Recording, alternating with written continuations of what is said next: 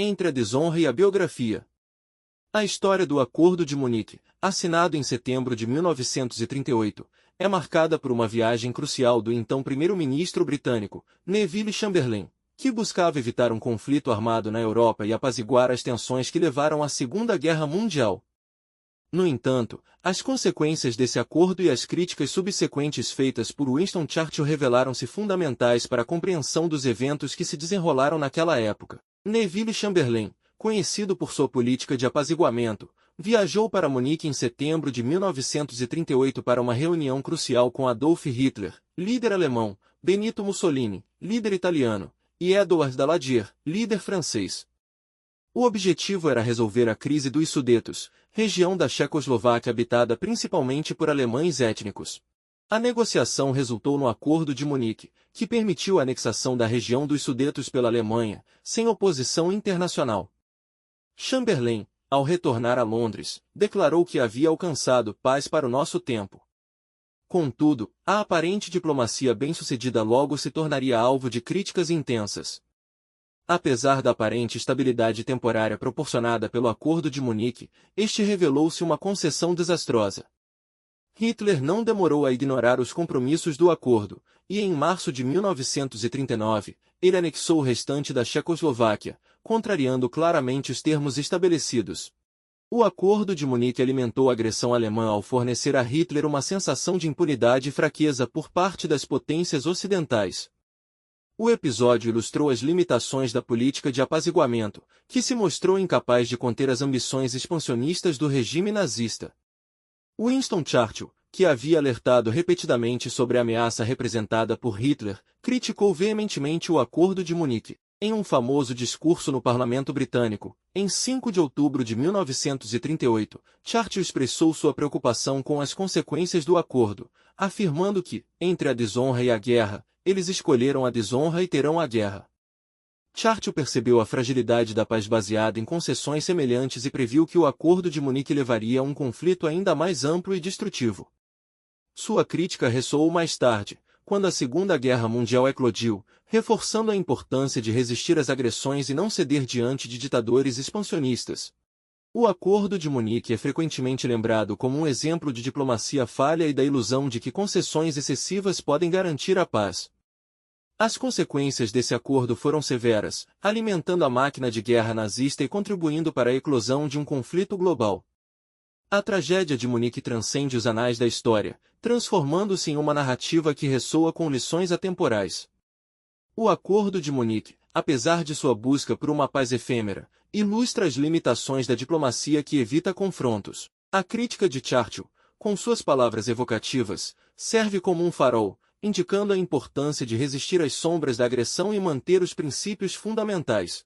Na trama de Munique, aprendemos que a diplomacia deve ser conduzida com sabedoria, discernindo entre a paz genuína e o teatro das sombras. O legado de Munique é uma advertência de que concessões excessivas podem alimentar monstros, e a verdadeira paz muitas vezes exige a coragem de resistir aos tiranos. A história é muitas vezes um intricado tecido, entrelaçando as ações de líderes em diferentes épocas. A postura adotada por Neville Chamberlain no contexto do Acordo de Munique ecoa por décadas, suscitando comparações intrigantes com líderes posteriores, notadamente Ronald Reagan, Yitzhak Rabin, George W. Bush e Margaret Thatcher. Enquanto Chamberlain buscava apaziguar e evitar conflitos iminentes na Europa, sua abordagem de negociação com Adolf Hitler revelou-se controversa. Em contraste, Reagan, o presidente da resolução, destacou a firmeza como uma ferramenta vital contra o terrorismo quando disse: quando as pessoas veem uma negociação, elas veem fraqueza.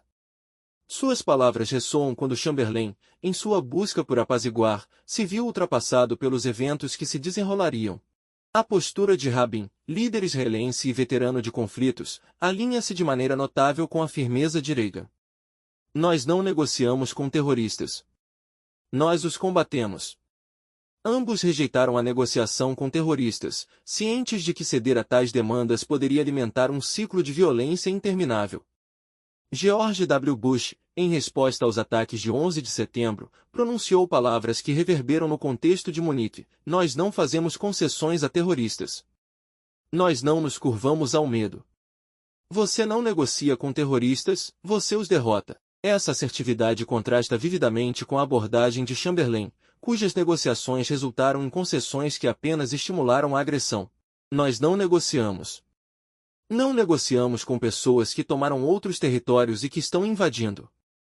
Eles precisam sair. Essa é a única negociação que teremos, disse Margaret Thatcher, durante a crise das Malvinas, demonstrando uma determinação semelhante à de Reagan. Sua recusa em negociar a soberania das ilhas era uma afirmação clara de que, em face da invasão, não haveria compromissos. Ao observar esses líderes em retrospectiva, é inegável que a postura de Chamberlain em Munique, embora influenciada pelo contexto único da época, destoa significativamente da firmeza subsequentemente demonstrada por Reagan, Rabin, Bush e Thatcher. A lição que emerge é a de que, em questões de segurança global, a resolução muitas vezes supera a diplomacia complacente, marcando uma distinção crucial entre ceder a ameaças e resistir à tirania. Feita a apresentação dos eventos históricos que antecederam a Segunda Guerra Mundial e, apresentados os contrapontos à postura conciliatória de Chamberlain, por meio da firmeza das ações de nomes como Reagan, Rabin, Bush e Thatcher, voltaremos ao título deste artigo, Entre a Desonra e a Biografia. Caso o título, associado ao conteúdo apresentado até este parágrafo, ainda não tenha sido suficiente para que o leitor se localize sobre o verdadeiro protagonista deste artigo, esclareceremos. Em verdade, buscamos fazer um paralelo entre um importante fato histórico e a postura do senador Sérgio Moro em 13 de dezembro de 2023, durante a sabatina do candidato a uma das cadeiras no Supremo Tribunal Federal, STF, e atual titular do Ministério da Justiça e Segurança Pública, Flávio Dino.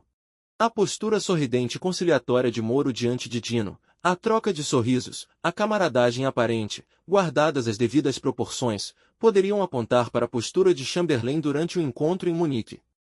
A fala de Moro: eu sempre deixei muito claro que tenho diferenças com o atual governo, e Vossa Excelência faz parte do governo, tenho diferenças profundas, e tenho sido um crítico, inclusive, da gestão de Vossa Excelência, mas não perderei a civilidade, e acho que esse país precisa disso, para que nós possamos diminuir a polarização, nos faz lembrar a histórica foto de Chamberlain, acenando com o acordo assinado em Munique em suas mãos, paz para o nosso tempo. Aos olhos de hoje, o gesto de Chamberlain parece ingênuo, assim como a postura do senador transparece ingenuidade ou algum outro sentimento que somente poderia ser explicado convenientemente pela livre interpretação de uma fala do ministro Dino, quando este respondia a repórteres sobre o suposto voto favorável de Moro à sua entrada no STF. Acho que somente ele e Deus sabem.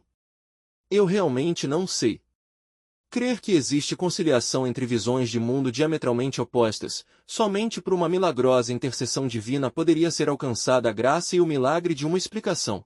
Os fatos estão expostos. O senador Sérgio Moro tem em sua famosa biografia a atuação durante a Operação Lava Jato, que foi determinante para o desenrolar da história recente do Brasil. Também é fato divulgado amplamente nos meios de comunicação que a figura do senador pode ser uma persona non grata para alguns setores da política nacional. Finalmente, outro fato é que a Procuradoria Regional Eleitoral do Paraná pediu na noite do dia 14 de dezembro de 2023 a cassação do mandato do senador Moro por abuso de poder econômico na pré-campanha de 2022. Também foi pedida a declaração de inelegibilidade do senador.